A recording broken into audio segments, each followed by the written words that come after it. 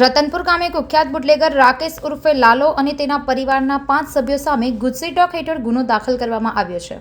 રાકેશ અને તેની ગેંગ 20 વર્ષથી દારૂની ગેરકાયદેસર કામગીરી, ખોટા દસ્તાવેજો, સરકારી કર્મચારીઓ પર હુમલા સહિત અનેક ગુનામાં સંકળાયેલા છે।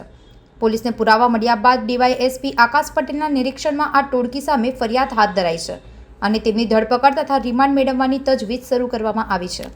ગઈકાલે વડોદરા ગ્રામ્ય જિલ્લાના વરનામા પોલીસ સ્ટેશનની અંદર એક ગુજસી ટોક એક્ટ હેઠળનો ગુનો રજીસ્ટર કરવામાં આવ્યો છે। આ આતંકી પ્રવૃત્તિ અને ઓર્ગેનાઇઝ ક્રાઇમ ખિલાફ યુઝ કરવાનું એક સ્પેશિયલ એક્ટ છે।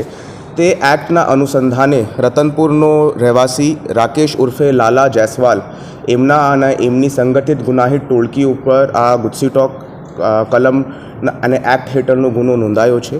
આ ગેંગ ઘણા વર્ષોથી વડોદરા ગ્રામ્યના એરિયાની અંદર એક્ટિવ હતી। એના સિવાય એમના અગેન્સ્ટની અંદર છોટાઉદેપુર, અમદાવાદ અને સુરત જિલ્લાની અંદર પણ ગુનાઓ નોંધાયા છે।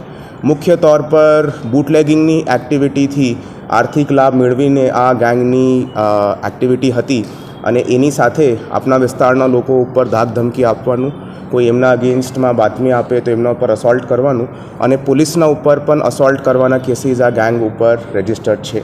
ગયા 10 વર્ષની અંદર ટોટલ 33 જેટલા એફઆઈઆર આ ગેંગના વિભિન્ન સભ્યો ઉપર રજિસ્ટર થયા છે, જેની અંદર મુખ્ય આરોપી રાકેશ ઉર્ફે લાલા જયસ્વાલ ઉપર 31 એફઆઈઆર્સ છે, હિતેશ ઉર્ફે પપ્પુ ઉપર 12 એફઆઈઆર છે, રાકેશનો દીકરો સચિન રાકેશ જયસ્વાલ ઉપર 5 એફઆઈઆર છે અને સીમાબેન રાકેશ જયસ્વાલ ઉપર 7 અને ગેંગનું જો સભ્ય છે રાજેશ ઉર્ફે ખન્ના બારિયા ઉપર ટોટલ 3 એફઆઈઆર છે। આ ટોટલ ઇન્ડિવિજ્યુઅલ એફઆઈઆર સિવાય ટોટલ ગેંગની ઉપર 33 જેટલી એફઆઈઆર છે અને આ સિવાય આ 5માંથી ગેંગના 4 સભ્યો ટોટલ 5 વખત જુદી વખત પાસાના એક્ટ હેઠળ પણ જેલની અંદર રહીને આવી ચૂક્યા છે। આ ગેંગના તમામ આરોપી 5 આરોપીની ધરપકડ પોલીસ દ્વારા કરવામાં આવી ચૂકી છે। આ તપાસની ઇન્વેસ્ટિગેશન ડીવાયએસપી ડભોઈ લીડ કરી રહ્યા છે અને તેના માટે એક સ્પેશિયલ ઇન્વેસ્ટિગેશન ટીમ જેની અંદર ટોટલ 17 જેટલા સભ્યો છે, PI, PSI, ASI, head constable અને પોલીસ કોન્સ્ટેબલના જુદા રેન્કના સભ્યો બનાવીને એક એસઆઈટીનું ગઠન કરવામાં આવ્યું છે। હાલ આ ગુના બાબતની અંદર આરોપીઓની રિમાન્ડની પ્રોસેસ પોલીસ ચાલુ કરી રહી છે। 30 દિવસના રિમાન્ડ અમે જજ સાહેબથી માંગણી કરી છે। એ સિવાય તમામ વિગતો બાબતમાં એસઆઈટી જો છે પોતાની ઇન્વેસ્ટિગેશન સ્ટાર્ટ કરી ચૂકી છે અને અમારું મોટાભાગનું ફોકસ આ ગેંગના મોડલસ ઓપરેન્ડી, આ ગેંગના બીજા સાગીરદો જો એમની સાથે ઇન્વોલ્વ છે, આ તમામ બુટલેગિંગની જો સપ્લાય ચેઇન છે એની અંદર કોણ લોકો જોડાયેલા છે અને ખાસ કરીને આ ગેંગ દ્વારા વસાવેલી મિલકત, એ લોકો દ્વારા કેટલી પ્રોપર્ટીની વસાવટ કરવામાં આવી છે તે બાબતની इंक्वायरी हाल चालू। तो અત્યારે जो છે जो शुरुआत होती है वो उसके सर से होती है। तो जो मुख्य आरोपी है, जो मुख्य आरोपी इस गैंग का संचालन करते हैं, वो सारे मुख्य आरोपी इस एक्ट के अंदर ले लिए गए हैं, क्योंकि कारण ये है कि अगर मुख्य लीडर जेल के अंदर जसे તો એના પછી એના પાછળના લોકો પછી કમાન ના સંભાળી લે તે બાબતનું પણ ખાસ ધ્યાન રાખવામાં આવશે।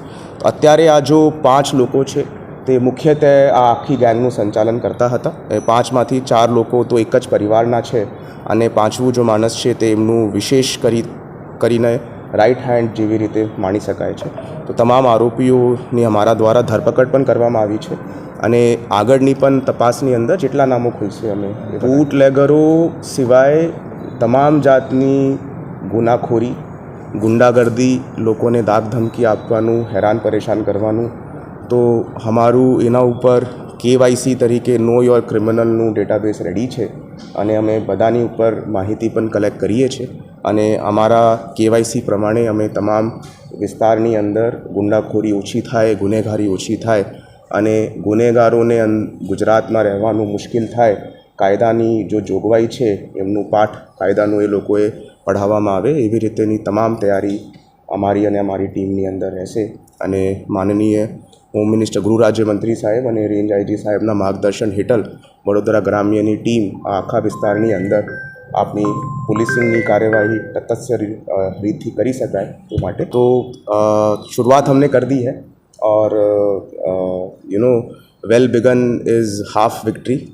शुरुआत अच्छी है એન્ડ મારી ટીમ દ્વારા બહુ ટૂંકા સમયની અંદર મહેનત કરીને આખું કાગળોની કાર્યવાહી પણ કરવામાં આવી છે. તો I congratulate the entire team also. અને આગળ પણ हमारी કાર્યવાહી ચાલુમાં છે. અને like I said know your criminal जो है हमारी पूरी की पूरा एक्टिविटी इज़ ऑनगोइंग. અને બીજા પણ કોઈ ગુનેગાર છે જો લોકોને હેરાન કરે છે, મારી પ્રજાને તકલીફ આપે છે, તે તમામ ગુનેગારો ઉપર, આરોપીઓ ઉપર પોલીસની ચાંપતી નજર છે અને એ લોકોની ગતિવિધિ ઉપર અંકુશ લગાવવા માટે અમે લોકો કટિબદ્ધ છીએ. સંવાદદાતા સાથે અભિપ્રાય ન્યૂઝ વડોદરા. વધુ સમાચાર જોવા માટે અમારી યુટ્યુબ ચેનલને સબસ્ક્રાઇબ કરો અને જોડાયેલા રહો ફેસબુક, ઇન્સ્ટાગ્રામ અને ટ્વિટર પર.